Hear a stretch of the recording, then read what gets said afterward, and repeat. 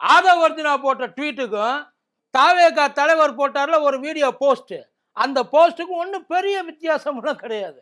ஆதவர்ஜுனா சத்தம் போட்டு உசுப்பேற்றிருக்காப்புல, நம்ம தலைவர் சைலண்டா உசுப்பேற்றிருக்காரு, அவ்வளவுதான். இந்த 2 பேரும் சொன்ன அந்த கருத்து இருக்கு இல்லையா, அந்த 2மே இந்த பின்னாடி திரிகிற ஒரு பைத்தியக்கார கூட்டம் இருக்குல்ல, அந்த கூட்டத்துக்கு மாட்டுக்கு பின்னாடி அந்த வால்ல பட்டாசை கட்டி விட்டு வேடிக்கை பார்ப்பாங்க. அதே மாதிரி தான் அந்த வெறி பிடிக்கிற வேலையைத்தான் இந்த 2 பேருமே பார்த்துருக்காங்க. இது ஒரு பக்கம் இருந்தாலும், இன்னொரு பக்கம் டெல்லியிலேருந்து ஒரு டான்சிங் குரூப் ஒன்று வந்திருக்கு. அந்த டான்சிங் குரூப்பு ஒரு முடிவோடு தான் கிளம்பி வந்திருக்காங்க.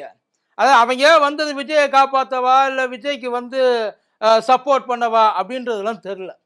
ஆனால் விஜயை வச்சு திமுகவுக்கு எப்படியாவது ஒரு டின்னை கட்டி விடணும், இதோட முடிச்சுட்டு ஒரு சின்ன கேப்பு கிடச்சிருக்கு தமிழ்நாட்டில் நாம் உள்ள புகுறதுக்கு. நாம் உள்ள புகுந்து அந்த கேப்பை எப்படியாச்சும் நம்ம ஃபில் பண்ணிடணும். அவங்க முடிவு பண்ணிட்டாங்க, திமுக தான் கரூர் காரியத்தை செஞ்சது, திமுக தான் அப்படின்னு அந்த தியரியை செட் பண்ணி அந்த தியரிக்கான ஒயரிங் வேலையெல்லாம் சேர்த்து பார்த்துருக்காங்க. இப்போ நியாயம் கேட்கறதுக்காக வந்திருக்கான், உண்மையை கண்டுபிடிக்கிறதுக்காக வந்திருக்கோன்னு சொல்லிட்டு எல்லாரும் கிளம்பி போறாங்கல்ல, போராடுறாங்கல்ல. இவங்க யாருமே இந்த 41 பேர் சாவுக்கு அணியாம செத்து போனாங்க இல்ல, உசுறு போச்சு இல்ல, அந்த உசுருக்கு நியாயம் கேட்கறதுக்காக எவனும் அல்ல, அதுக்கு எவனும் தயாராகவும் இல்லை. இதை வச்சு ஏதாச்சும் ஒரு ஆதாயம் நம்மளால தேடிக்க முடியுமா, நமக்கு இதுல என்ன லாபம், அதை மட்டும் அந்த வேலையை தான் சார் பார்த்துக்கிட்டு இருக்காங்க. அதைத்தான் எனக்கு தெரிஞ்ச வரைக்கும் சொல்ற, பாப்போமா.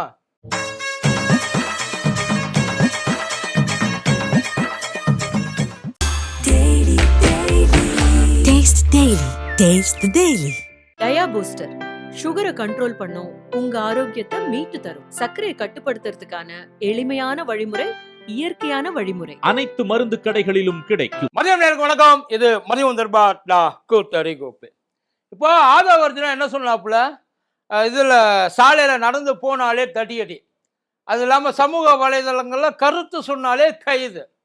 இதைத்தான் அந்த பக்கம் அப்படியே தாவேகா தலைவர் கொஞ்சம் டிஃப்ரெண்டாக சொல்லியிருக்காப்புல. எங்கள் ஆளுங்களை தேவையில்லாமல் நீங்கள் பிடிச்சி வச்சுருக்கீங்க, நிர்வாகிகளையும் கட்சி தொண்டர்களையும் சமூக வலைதள நண்பர்களையும். இந்த சமூக வலைதள நண்பர்னு சொல்கிறாப்புல இல்லையா, அந்த நண்பர் யார் தெரியுமா, இந்த சொன்னாங்க அவங்க சொல்கிற கருத்தெல்லாம் சொல்கிறார். இந்த ஸ்ப்ரே இருக்குல்ல, ஸ்ப்ரே கூட்டத்தில் உட்காந்து ஸ்ப்ரே அடித்தாங்க. அது இல்லாமல் இந்த மாவட்ட செயலாளர் மதியழகன் இருக்கார்ல, அவரோட ஒய்ஃபு சொல்கிறாங்க.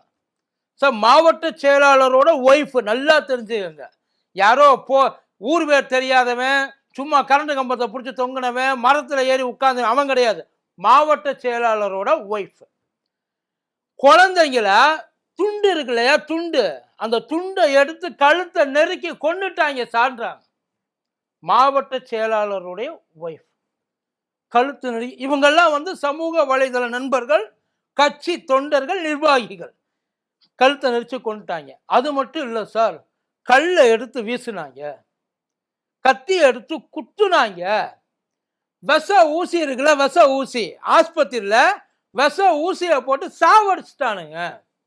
இவங்க இந்த மாதிரி சமூக வலைதள நண்பர்களை தான் சார் பிடிச்சி வச்சிருக்காங்க. இதில் அப்படின்னா அவங்க கருத்தோடு நீங்கள் ஒத்து போறீங்களா, இல்லை அவங்க சொல்றதெல்லாம் உண்மை, அவங்க அப்படித்தான் பேசுவாங்க, அவங்கள நீங்கள் உண்மை இல்லைன்னாலும் அவங்க என்ன பேசுகிறாலும் நீங்கள் அவங்கள தொடக்கூடாது, அப்படி ஏதாவது என்ன சொல்ல எவ்வளோ பெரிய ஒரு சென்சிட்டிவான விஷயம். இஷ்டத்துக்கு எவன் வேணாலும் என்ன வேணாலும் பேசலான்னா, அப்புறம் நீ ஆட்சிக்கு வந்தா என்ன வரல, நீ வந்து என்னத்தை பெருசாக கிழிச்சிட போற அப்படின்ற அந்த கேள்வி உள்ள வருமா வராதா.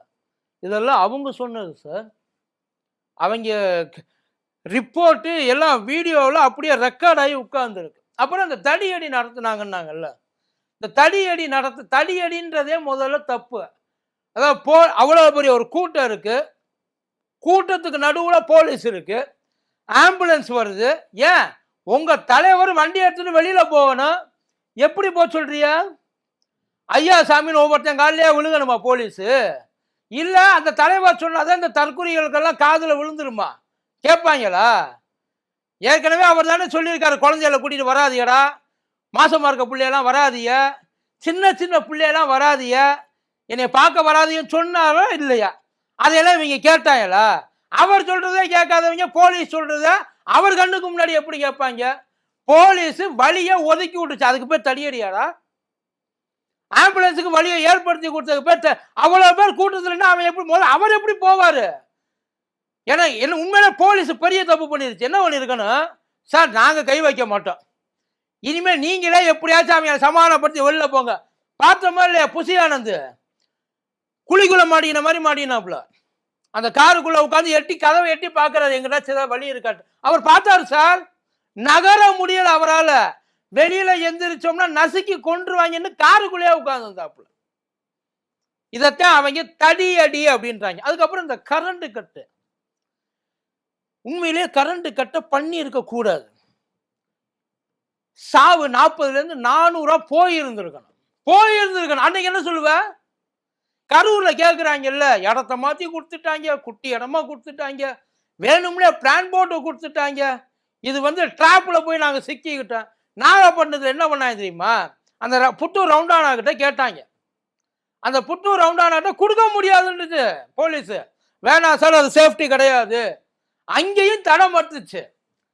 அதை இன்னொரு அண்ணா சாலைக்கு மாற்றி விட்டாங்க. அந்த நாகப்பட்டினத்தில் உள்ள மாவட்ட செயலாளர் என்ன தெரியுமா பண்ணாப்புல? எங்கால் வர்றாரு, கூட்டம் எக்கச்சக்கமாக இருக்கும், நீங்கள் என்ன பண்ணுங்க, மின்சாரத்தை கட் பண்ணிடுங்க. இவர் வர்றதுக்கு மின்சாரத்தை கட் பண்ணணும், சேஃப்டி ப்ரிகாஷன்ஸுக்காக சொல்லியிருக்காங்க. அங்கே சொல்லியிருக்காங்க, உங்க ஆளுக்காக கட் பண்ணோம்னா மற்ற எல்லாரும் பாதிக்கப்படுவாங்கடா, வேணும்னே கரண்டை கட், இந்த பேச்சு வரும்ல. இப்போ சொல்றாங்கல்ல, வேணும்னே கரண்டை கட் பண்ணிட்டோம்பாங்க, அதுக்காக நாங்கள் ஒன்றும் பண்ண முடியாது சார், நாங்கள் கரண்டை கட் பண்ண மாட்டோம். நாகப்பட்டினத்துலேயும் மனு கொடுத்துருக்காங்க, அங்கேயும் இந்த வேலையை பார்த்துருக்காங்க, இல்லைன்றாங்க, அங்கே கட் பண்ணலை.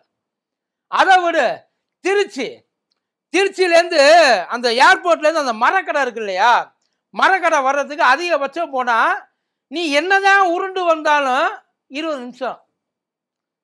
அதாவது இந்த பின்னாடி இந்த சொல்லுவாங்க இல்லை, ஆடாமல் அழுங்காமல் குலுங்காமல் அப்படியே வர்றதா இருந்தாலும் 20லேருந்து 25 நிமிஷம். வந்தாப்புலையே உங்க ஆள் ரோலரில் வந்திருந்தா கூட கொஞ்சம் சீக்கிரம் வந்திருக்கலாம் போல.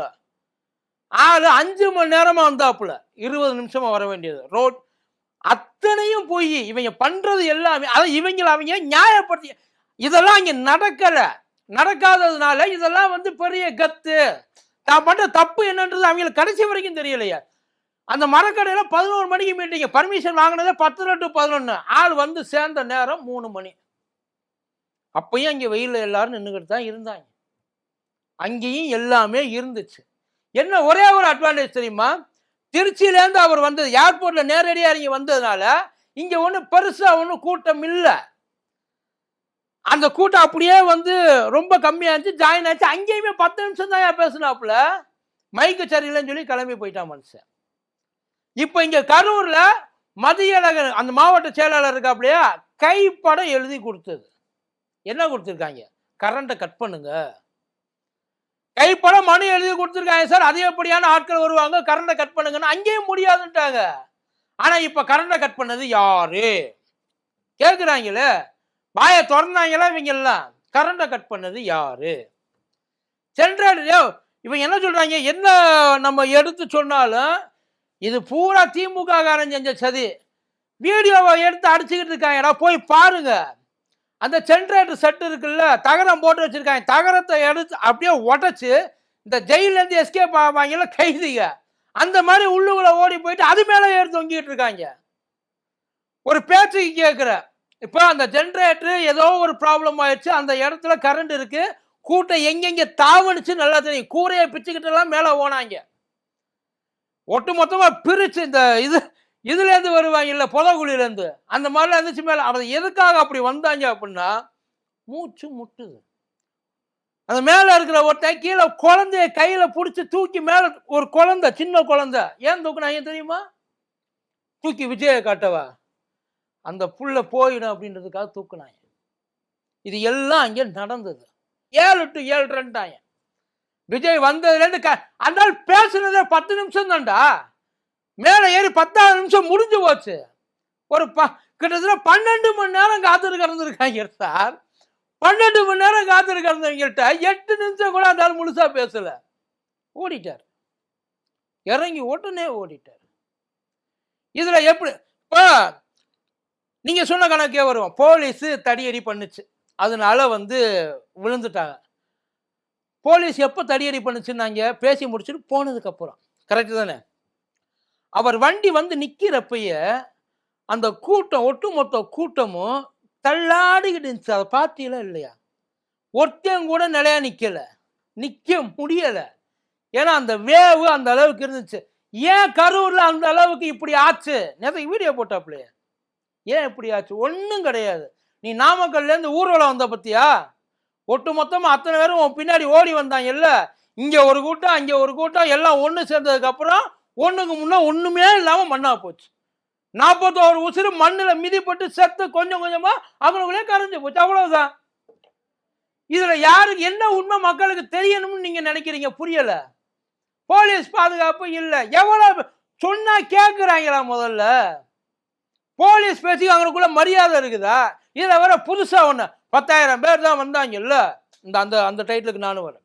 ஸோ இது எல்லாமே என்ன நடந்துச்சுன்னு எல்லாருக்குமே நல்லா தெரியும் சார்.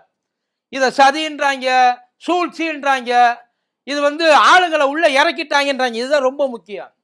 ஒரு 2,000 பேர் உள்ள இறங்கிட்டாங்கன்றாங்க. நான் தெரியாம கேட்கிறேன்.